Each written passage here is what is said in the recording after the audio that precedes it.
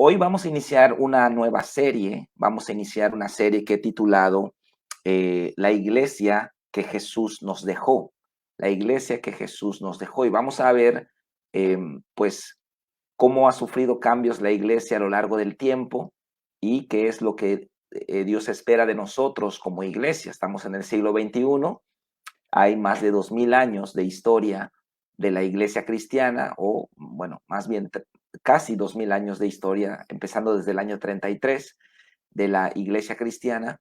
Y pues vamos a analizar este fenómeno que es pues la organización más grande y más influyente de toda la historia de la humanidad, es la iglesia cristiana. Todo el mundo moderno que vemos hoy, la tecnología, la democracia, las constituciones de los países, los derechos humanos, todo lo que hoy podemos ver y la libertad de la que gozan muchos países occidentales es gracias a la gran influencia que ha tenido la iglesia cristiana, el evangelio, la palabra de Dios en toda la vida de las sociedades, ¿no? En la educación, en la política, en la economía, en la ciencia, en las artes. Bueno, ha sido una influencia muy, muy, muy profunda, y sacar al cristianismo de escena es, es negar 2000 años de historia en la cultura occidental. Si miramos las culturas que no recibieron el evangelio o que menos han recibido el evangelio, como el mundo islámico, como el mundo, tal vez algunos países asiáticos, o el paganismo en África, ¿no? Podemos ver el retraso que tienen estas sociedades con respecto a los países que abrazaron, por ejemplo, en el siglo XVI, la Reforma Protestante, los países europeos, Norteamérica, y más recientemente en el siglo XX, pues muchos países latinoamericanos también, y bueno, prácticamente todo el mundo ya está abrazando ahora el Evangelio del Señor Jesús. Pero este fenómeno, esta organización, la más grande de la historia, la más influyente de la historia, y que ha provocado los cambios más grandes en todos los niveles de la vida, pues ha sido justamente la iglesia. Entonces merece que, que tengamos un estudio referente a este tema. Y bueno, ver cuál es el modelo que Jesús estableció, qué es lo que ha pasado a través de la historia y cómo nosotros debemos desarrollar hoy la iglesia. ¿Cuál es la iglesia que Jesús espera, ¿no? Entonces, bueno, es importante que nosotros estudiemos este tema, y con base en este tema, pues podamos desarrollar nuestra vida cristiana. Así que este gran fenómeno es la iglesia. La iglesia está presente en toda la vida del ser humano, del creyente, ¿no? En su nacimiento, ¿no? Nosotros presentamos los bebés, tenemos cunero en la iglesia, tenemos párvulos, tenemos intermedios, tenemos adolescentes, tenemos jóvenes, tenemos varones, mujeres, matrimonios, tercera edad, ¿no? Y podemos ver que la iglesia está presente en toda la vida del ser humano, ¿haciendo qué? Bueno, predicando el evangelio. Dice el apóstol Pablo que la iglesia local es la casa de Dios, iglesia del Dios viviente, columna y baluarte de la verdad. La iglesia es columna y baluarte de la verdad, y por lo tanto, la iglesia va a proveernos protección, va a proveernos del mensaje correcto, mientras el mundo está con sus ideologías, con sus tendencias, con sus conjeturas evolucionistas, ideogeneristas. Bueno, la iglesia está predicando la verdad, la iglesia está educando a nuestros hijos, la iglesia está protegiendo a nuestros jóvenes, la iglesia está restaurando nuestros matrimonios, la iglesia está enseñándonos a vivir correctamente. Por lo tanto, la iglesia es la empresa número uno, eh, la más importante organización que existe sobre la faz de la tierra. Nada más ni nada menos, el lugar donde encontramos salvación, donde encontramos vida eterna, donde somos sanados, donde somos restaurados, donde somos enseñados adoctrinados, capacitados, entrenados, donde somos preparados. ¿Qué sería la humanidad sin la iglesia? Un mundo de oscuridad, un mundo de violencia, un mundo de injusticia, un mundo completamente malvado sin la iglesia. Hoy existe la libertad para criticar el cristianismo, ¿no es cierto? Los ateos, ¿no? Los ideólogos del género, mucha gente critican el cristianismo como algo malo, pero ellos no se dan cuenta que la libertad que ellos tienen para criticar, para cuestionar a Dios, es una libertad que vino gracias a las enseñanzas de la iglesia, en este caso del protestantismo, que estableció las bases del mundo moderno en el siglo XVI. Y bueno, todos ellos que se sienten con la libertad de hablar en contra de Cristo, realmente esa libertad se las dio el cristianismo, ¿ok? Un musulmán no puede hablar mal de Mahoma en un país musulmán, ¿ok? Entonces, vamos a ver este contraste, esta influencia enorme, enorme que hay de la iglesia en el mundo. Y mientras más prediquemos el Evangelio, mientras haya iglesias más fundamentadas en la palabra de Dios y en la presencia de Dios, nuestra penetración en la sociedad va a ser más profunda. La sanidad de una sociedad se debe a la iglesia. Cuando la iglesia predica el Evangelio, cuando una comunidad sana de sus flagelos por causa del Evangelio, esa sociedad crece, se desarrolla, prospera, es una sociedad organizada, ordenada, limpia, gracias, gracias al Evangelio del Señor Jesucristo. Entonces, es importante este estudio, es importante que no tomemos a la ligera los conceptos que vamos a aprender y qué es lo que Cristo nos dejó, ¿no? Como una iglesia, como una organización de creyentes para la prédica y preservación, la prédica del Evangelio y preservación de los convertidos hasta el regreso de Cristo.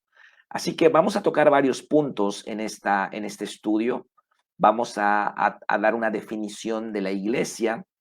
Vamos a hablar del modelo templocéntrico de la religión judía, el modelo de Jesús en los grupos pequeños, el modelo apostólico del primer siglo, primero, segundo y tercer siglo, aprendido directamente de Cristo, el modelo de Constantino y el modelo post-reformista. Esos son los puntos que vamos a tratar en este estudio. Y bueno, vamos a iniciar en Mateo 16, 18, que aquí es donde por primera vez se menciona la palabra iglesia y es justamente Cristo quien hace la mención de esta palabra.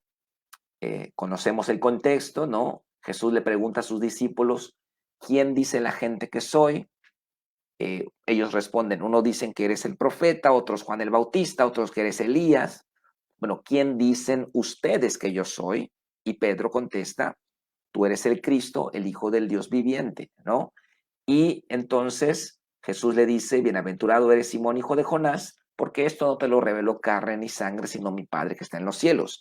Y yo también te digo que tú eres Pedro, y sobre esta roca edificaré mi iglesia, y las puertas del Hades no prevalecerán contra ella. Bueno, acá, esta es la primera vez en toda la Biblia que aparece la palabra iglesia.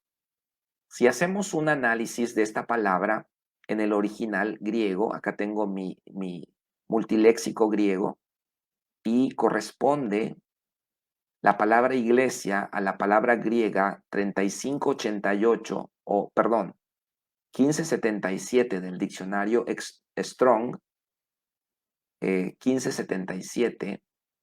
Entonces vamos a ver qué es la palabra eclesía. ¿Sí? Es un compuesto de la palabra ek, que significa origen, ¿sí? Y la palabra kalé, que significa llamado. llamado. Calé significa llamado. Es como decir la reunión de los llamados. ¿Ok? Ek también significa un lugar, ¿sí? Es un lugar para los llamados. Entonces, eclesía significa el lugar de los llamados. Vamos a haciendo la derivación de las raíces griegas, eso significa, pero en conjunto ambas palabras unidas se denomina como asamblea. Eclesía, de ahí viene la palabra asamblea. Acá tenemos el término asamblea, concurrencia, congregación, iglesia. También vemos reunión popular, congregación religiosa, comunidad cristiana. Así que bueno, partiendo para empezar, ¿no? Para empezar, partimos de esta definición y decimos entonces que es incorrecto utilizar la palabra iglesia para referirnos a un edificio. Es incorrecto, porque la definición de la palabra nos dice que es una reunión de personas, una asamblea. Y puede haber una asamblea debajo de un árbol donde no hay paredes y un techo. Puede haber una reunión, no sé, junto a un río. Puede haber una reunión en un restaurante. Puede haber una reunión en cualquier lugar, ¿no? Y no necesariamente se va a definir la iglesia como una catedral, como un templo majestuoso. Así que para empezar, la palabra iglesia significa asamblea, congregación, reunión de personas, la reunión de los llamados, ¿ok? Entonces, acá vemos esta definición que nos ayuda a entender qué es la iglesia. Así que hoy, de acuerdo a este estudio, vamos a aprender que solo hay dos modelos. Hoy podemos ver que hay muchos tipos de iglesias. ¿Cuántas denominaciones hay? Infinidad, ¿verdad? Dentro de cada denominación hay subdivisiones. ¿M? Hay subdivisiones. Y cada iglesia es distinta una de la otra en su liturgia, en su forma de gobierno, no sé, en sus tendencias, ¿verdad? Y todas son diferentes. Hay iglesias modernas, con música moderna, con pantallas, con aire acondicionado, alfombra, y decimos, wow, qué moderno, qué moderna iglesia. Y que ya no hay panderistas, hay hip hoperos, ¿no? Hay iglesias conservadoras, tradicionales, donde solamente un teclado. Hay iglesias grandes, hay iglesias pequeñas, iglesias carismáticas, iglesias no carismáticas, conservadoras, tradicionales, infinidad de tipos de iglesia. Pero en realidad solo hay dos tipos que engloban a todas ellas. Y es lo que vamos a aprender. Está la iglesia de feligreses y la iglesia de discípulos. La diferencia está en que la iglesia de feligreses es templocéntrica. La iglesia de feligreses se centra en eventos y reuniones. ¿Ok? En la iglesia puede una iglesia ser muy moderna en su forma, en su música, en sus pantallas y efectos de luces. Puede ser moderna incluso en sus conferencias. Ahora veo que salen los pastores así muy joviales, ¿no? En los canales o muy, ¿cómo se dice? Muy a la moda, con ropa casual, ¿no? Con un lenguaje, tú sabes, cool. Y eso no quiere decir que sea una iglesia moderna, porque lo que define a una iglesia es el modelo, la estructura sobre la cual la iglesia se desarrolla. Entonces podríamos tener una iglesia con un edificio hermosísimo y supermoderno, sin embargo, tener un modelo incorrecto. El modelo de feligreses no es el modelo que Jesús nos dejó. El modelo de feligreses es templocéntrico, como dije, y también hace eventos y reuniones. ¿Mm? ¿Qué es un feligrés? Una persona que se congrega, pero no necesariamente está en un proceso de crecimiento espiritual. Y el modelo que vamos a aprender que Jesús nos dejó es un modelo de discípulos en el cual Eh, el centro de esta iglesia son los procesos. La actividad neuronal de la iglesia de discípulos son procesos de crecimiento espiritual y de fidelidad. Y esto produce como resultado madurez espiritual en los creyentes. En una iglesia de feligreses, no lo digo para que andemos juzgando, porque también nosotros podemos tener ese problema, pero en una iglesia de feligreses podemos ver personas que tienen 15, 20 años y no han cambiado, siguen siendo chismosos y siendo, no sé, teniendo los mismos problemas. No hay fundamento doctrinal muchas veces. En cambio, en una iglesia de discípulos, los procesos conducen a la gente que está en serio, los conduce a la madurez. ¿Cuál es el modelo que Cristo nos dejó? Evidentemente, no es el de feligreses. Ya vimos un contexto general de lo que es la iglesia, el modelo de feligreses, el modelo de discípulos.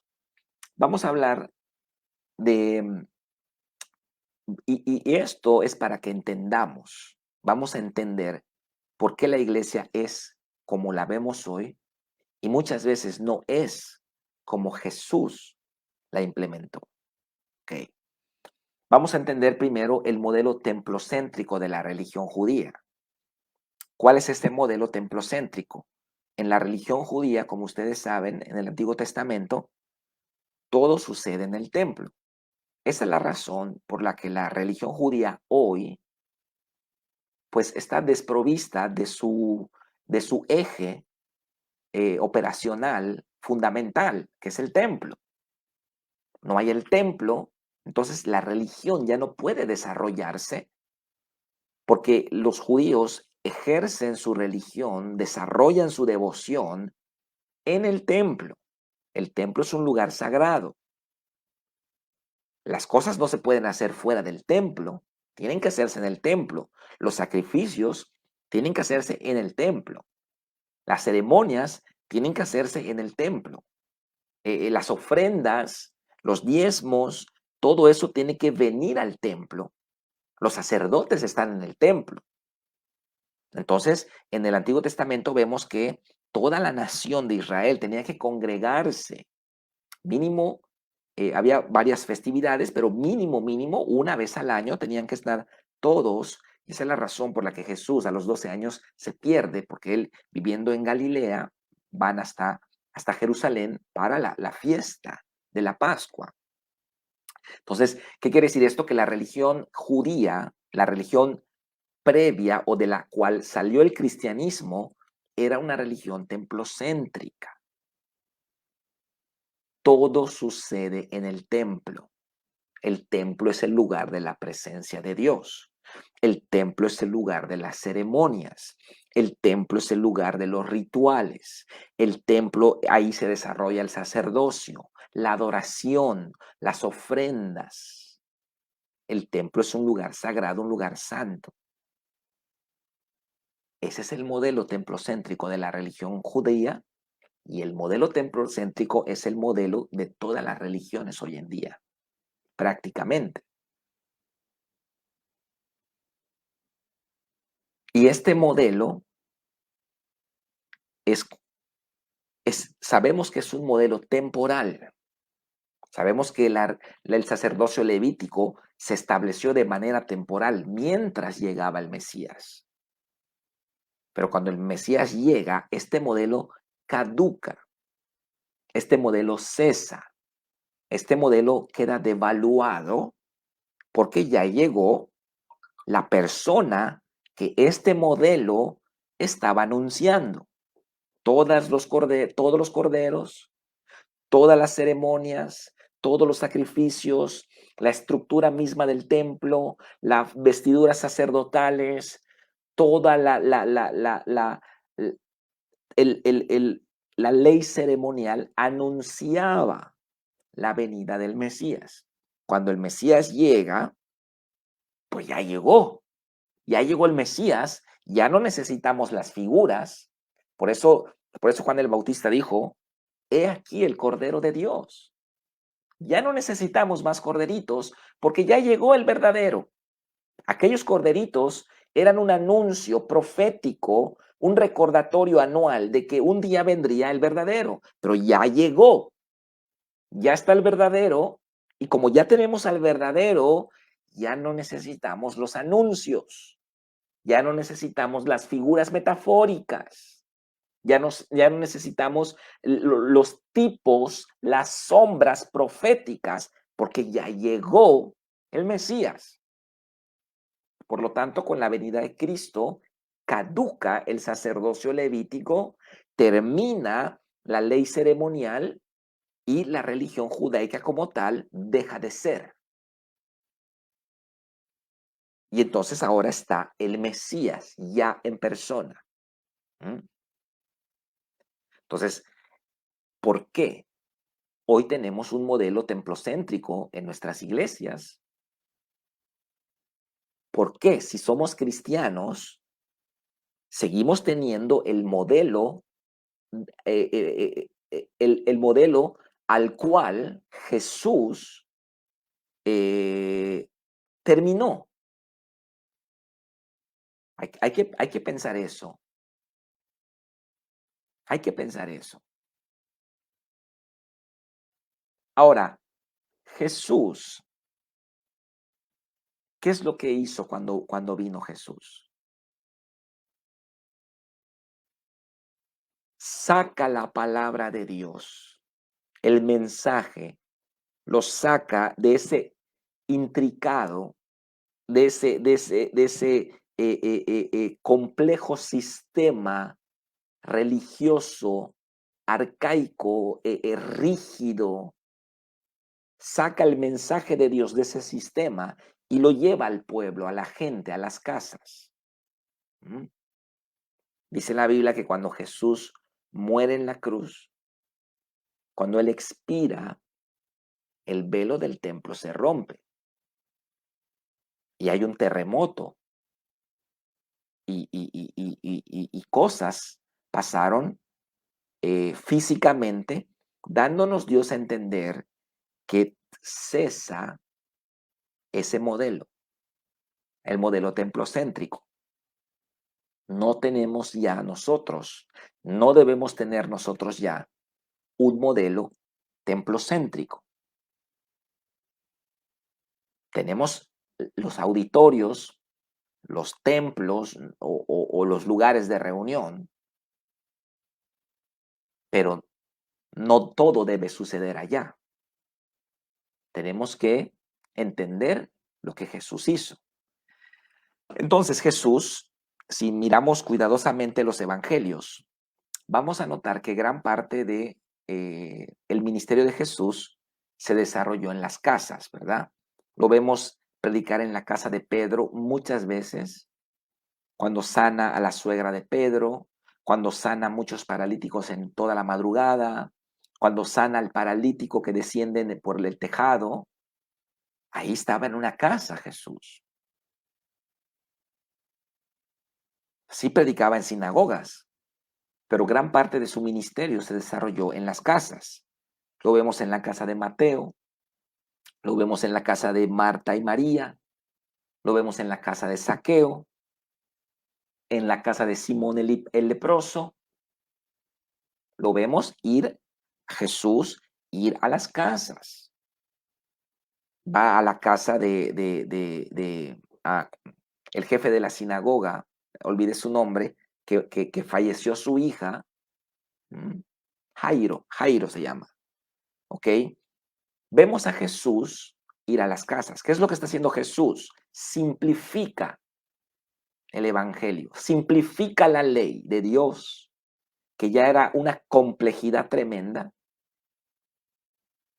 La ley de Dios estaba tan difícil de entender que el pueblo ya se había desanimado y el pueblo decía, no, no podemos, ni los fariseos eruditos pueden, mucho menos nosotros. Entonces el pueblo estaba completamente decepcionado, fastidiado, ellos desanimados, no podían cumplir la ley. Así que Jesús, al hacer esto, Jesús saca el evangelio de ese esquema rígido, religioso, anticuado y arcaico, judaico, templocéntrico, lo extrae y lo lleva a las casas, a la gente, con Marta, con María, con Lázaro, con Simón el leproso, con Zaqueo, con Mateo, con Pedro, con su suegra de Pedro, allá con la gente. Se sube a una barca, predica en una barca, con Pedro, Andrés, con Juan, predican en explanadas. ¿Qué está haciendo Jesús? Está transicionando de un modelo a otro modelo para que nosotros entendamos lo que es el Evangelio. Y hay una profecía muy interesante en Génesis 12:2, usted la conoce seguramente, que nos habla de esto, ¿verdad? Haré de ti una nación grande, le dice Dios a Abraham, y te bendeciré y engrandeceré tu nombre y serás bendición. Bendeciré a los que te bendijeren y a los que te maldijeren, maldeciré. Y aquí está la clave. Y serán benditas en ti todas las familias de la tierra. O sea, este ti es Jesús. Y serán benditas en ti, es decir, en tu descendiente, en tu simiente. Serán benditas en ti todas las familias de la tierra. Vemos que la intención de Dios desde el principio, desde antes de la ley mosaica, la intención de Dios no era dejar un modelo templocéntrico con elementos físicos. El Antiguo Testamento es físico. El Nuevo Testamento o el Nuevo Pacto, perdón, el Antiguo Pacto, es más correcto decirlo así, el Antiguo Pacto era físico, el Nuevo Pacto es espiritual. La idea de Dios no era dejar el Antiguo Pacto con elementos físicos, metafóricos, proféticos. La intención de Dios era que nosotros tengamos las realidades espirituales. En el Antiguo Pacto son sombras y figuras de las cosas espirituales que hoy son una realidad en el reino de Dios. El Antiguo Testamento es nuestra guía gráfica de cómo funciona el ámbito espiritual. Cuando vemos a Moisés, a Israel pelearse y combatir a Amalek en el valle de Refidim, estamos viendo una batalla física de la antigüedad, pero con elementos espirituales para hoy, en lo que sucede en los campos, en los rangos espirituales. Entonces, cuando Moisés levantaba las manos, prevalecía Israel. Cuando Moisés se cansaba y bajaba las manos, prevalecía Amalek. ¿Qué nos está diciendo Dios allá? Una historia linda, más que eso, hermanos. Cuando usted levanta las manos en la adoración, en la iglesia, prevalece el reino de Dios. Y cuando usted las baja, cuando deja de orar, cuando deja de adorar, el enemigo encuentra campo libre para operar. Entonces, así funciona el Antiguo Testamento con el Nuevo Testamento. Así que el propósito de Dios nunca fue que la adoración se quedase en el templocentrismo. Nunca fue ese el propósito de Dios. Si vamos, por ejemplo, a Juan capítulo 4, donde vemos el diálogo de Jesús con la mujer samaritana, vamos a ver lo que dice el versículo 20. Miren lo que dice el versículo 20. Voy a ponerlo acá. Ok. 19, le dijo la mujer, Señor, me parece que tú eres profeta. Entonces aprovecha ella, ¿no? Para hacer una pregunta complicada, ¿no? Nuestros padres adoraron en este monte. Y ustedes dicen que en Jerusalén es el lugar donde se debe adorar. ¿De qué está hablando la mujer? Del templocentrismo. Porque usted sabe que Jeroboam construyó otro templo en Samaria, otro sacerdocio, lo cual fue un completo pecado, sacrilegio, y los samaritanos pues son despreciados por los judíos en ese tiempo por ese acto, digamos, de completa anarquía que hizo Jeroboam después de la división del reino, allá cuando fallece Salomón. Entonces, eh, pero había la disputa, ¿no? ¿Dónde hay que adorar? ¿En este monte o en Jerusalén? ¿Dónde? ¿Dónde, Señor? Dame la respuesta. Inciso A o inciso B. Porque la mente de la samaritana es templocentrista, pero la respuesta de Jesús es tremenda. Jesús le dijo, verso 21, mujer, créeme que la hora viene cuando ni en este monte ni en Jerusalén adoraréis al Padre. Ustedes adoran lo que no saben, nosotros adoramos lo que sabemos, porque la salvación viene de los judíos, mas la hora viene, y ahora es cuando los verdaderos adoradores adorarán al Padre en espíritu y en verdad, porque el Padre también tales adoradores busca que le adoren. Ok, acá Jesús dice, no se trata, ya viene la hora donde ya no se va a adorar a Dios en un lugar físico, sino la verdadera adoración va a ser en espíritu, en minúscula, espíritu humano, y en verdad. Porque también el Padre, dice Jesús, no va a dejar la religión templocentrista, la religión judaica templocentrista era temporal. En realidad, lo que realmente el Padre quiere son adoradores, que le adoren en espíritu y en verdad y que busca que le adoren. Esto es lo que Jesús está diciendo. Dios es espíritu y los que le adoran en espíritu y en verdad, es necesario que le adoren. Ya no se trata, dice Jesús, de Jerusalén, de Judea, del templo. No. Entonces, vamos a ver ese modelo completamente caducado, obsoleto, arcaico, terminado, concluido. Jesús dijo, consumado es en la cruz. Eso significa se cierra este ciclo, se termina este periodo, se acaba esta contingencia temporal, cierra, consumado es.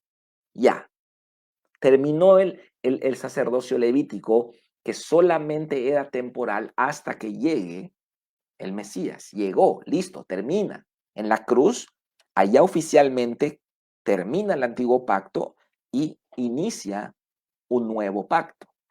¿Ok? Entonces, vemos estas dos cosas, ¿no? El modelo templocéntrico de la religión judía y vemos el modelo de Jesús en las casas. En tercer lugar, vamos a ver el modelo apostólico. ¿Qué hicieron los apóstoles? ¿Qué hicieron los apóstoles? Vamos a ver este punto y hasta allá vamos a terminar por el tiempo. Vamos a ver que los apóstoles, obviamente, ellos aprenden de Jesús. Ellos aprenden de Jesús. Y obviamente ellos no pueden entrar al templo de Jerusalén. Ellos no son levitas. Ellos no pueden decirle al sacerdote, a ver, hazte un lado, ahora yo voy a predicar. No. ¿Qué hacen los apóstoles? Siguen el ejemplo de Cristo.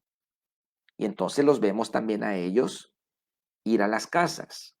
Vamos a ver rápidamente algunos versos en Hechos. Vamos a ver estos versos.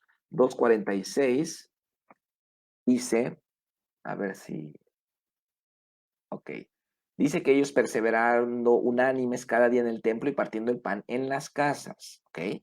Vemos que la iglesia no se desarrolló como una religión templocéntrica, sino se desarrolló como una religión en las casas. Sí había templo, sí había templo, así que acá vemos las dos reuniones en el templo, ¿ok? No estamos negando la reunión del templo, pero ahora ya no sucede todo acá. El templo es una reunión más ahora. Y partiendo el pan en las casas, ¿ok? Estamos hablando de que el verso 46, bueno, el verso desde el 44 al 47 nos está hablando de un resumen general de lo que sucedía en ese tiempo. Vemos también que el apóstol Pablo en el 2020, a ver, Hechos 20:20, Pablo dice que él les enseñaba el evangelio públicamente, templo o lugares masivos, y por las casas. Aquí estamos hablando de grupos reducidos, grupos privados, grupos de pocas personas. ¿Por qué? Porque acá estamos viendo las dos formas de predicar el evangelio. Unas son masivamente, ya sea en auditorios, ya sea en explanadas, en parques o en redes sociales, y por las casas cuando hablamos de discipulado, de grupos pequeños. ¿Ok? Eh, la iglesia se desarrolló en las casas, en el siglo primero, siglo segundo, siglo tercero. Vamos a ver que también había iglesias, y esto va a contrastar mucho con el concepto de iglesia actual. Iglesias, 1 Corintios 16:19 nos dice que Aquila y Priscila tenían una iglesia en su casa. No, no tenía, bueno, hace poco estuve en Oshkum, ¿verdad? Allá en la misión de Oshkum con Liliana Reyes y con su equipo. Estuvimos allá, bautizamos a un hermano y estuvimos en el patio de una casa debajo de un árbol. Ahí habíamos 25 personas, 30 personas, una bocinita. Yo compartí la palabra en un patio, en un patio de una casa debajo de árboles.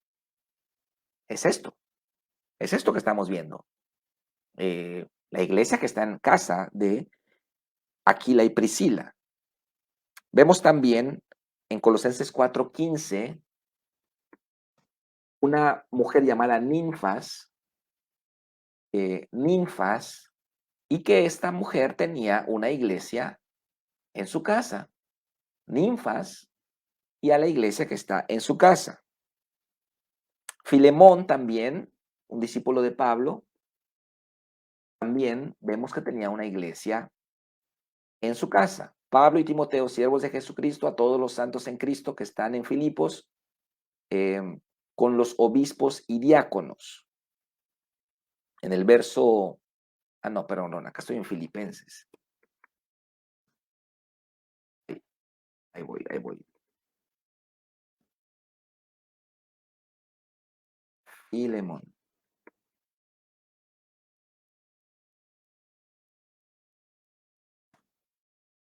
Ahora sí, Filemón 1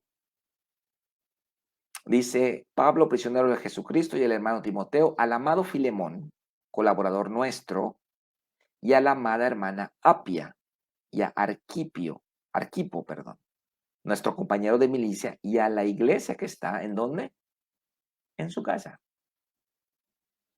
Podemos ver también en Hechos 14, Hechos 16, cuando la conversión de Lidia, vendedora de púrpura, dice, cuando fue bautizado y su familia nos rogó diciendo, si habéis juzgado que yo sea fiel al Señor, entrad en mi casa y posad. Y ahí empezó la iglesia de Filipenses. ¿Ok? Bueno, podemos mencionar cientos de ejemplos, ¿verdad? No, tal vez decenas, tal vez no cientos, pero sí varios ejemplos de cómo la iglesia en el primer siglo se desarrolló en casas, en grupos pequeños. Factores, no tenían un templo. ¿Por qué? Porque la iglesia cristiana no empezó como una religión templocéntrica. Otro factor, persecución judía, persecución romana. Tenían que reunirse en patios, en debajo de árboles, A veces cuando no hay persecución, porque no fueron 300 años de persecución, fueron persecuciones esporádicas. En tiempos de paz, rentaban algún local y ahí adoraban a Dios. El punto es que no es una religión templocéntrica. Cristo sacó el evangelio del templocentrismo, sacó el evangelio de la religión, el complejo sistema judaico, saca el evangelio y lo lleva a nivel de cancha, lo lleva a las casas, a la gente de carne y hueso, y eso es lo que nosotros debemos hacer. Los apóstoles, los apóstoles aprenden eso y ellos hacen lo mismo en el siglo primero. Los digamos, discípulos de los apóstoles hacen lo mismo, siglo segundo, siglo tercero. No hay templo, no hay adoración en el templo, pero hay proliferación impresionante de cristianos en el Imperio Romano y más allá también. En África, en Asia, India, llega el cristianismo hasta esas latitudes. ¿Por qué entonces la religión cristiana se volvió una religión templocéntrica? Bueno, eso lo vamos a ver la próxima semana cuando hablemos de Constantino, el emperador romano del siglo IV que se convierte al cristianismo y él le da privilegios a la iglesia. Por primera vez en la historia se envaina la espada de persecución para nunca más volverse a desenvainar en el Imperio Romano. Y entonces la iglesia sale de las sombras y ahora Constantino persigue el paganismo. Entonces se confiscan los templos paganos a Diana, a Apolos, a Júpiter, a Marte, a todos los dioses griegos y dioses romanos, y se le entregan esos edificios a la iglesia. Constantino construye una jerarquía clerical y entonces el cristianismo se construye con el modelo no de Cristo, sino con el modelo, con una mezcla del modelo romano de Constantino con elementos judaicos templocéntricos. Por eso en la Iglesia Católica es una religión 100% templocéntrica. Y lamentablemente muchas iglesias cristianas también funcionan como religiones templocéntricas. Pero vamos a aprender que no es ese el modelo de Cristo.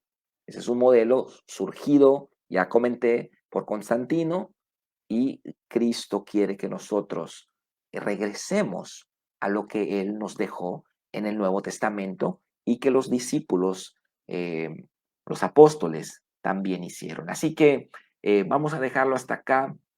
Vamos a tener esta serie este mes de agosto que estamos de vacaciones para que analicemos todo este fenómeno tan espectacular que ha sido la iglesia a lo largo de la historia de 20 siglos, 21 siglos ya. Y nada, gracias, bendiciones a todos. Qué bueno que se conectaron y continuamos el próximo miércoles. Un abrazo, muchas bendiciones y estamos para servirles. Bye bye.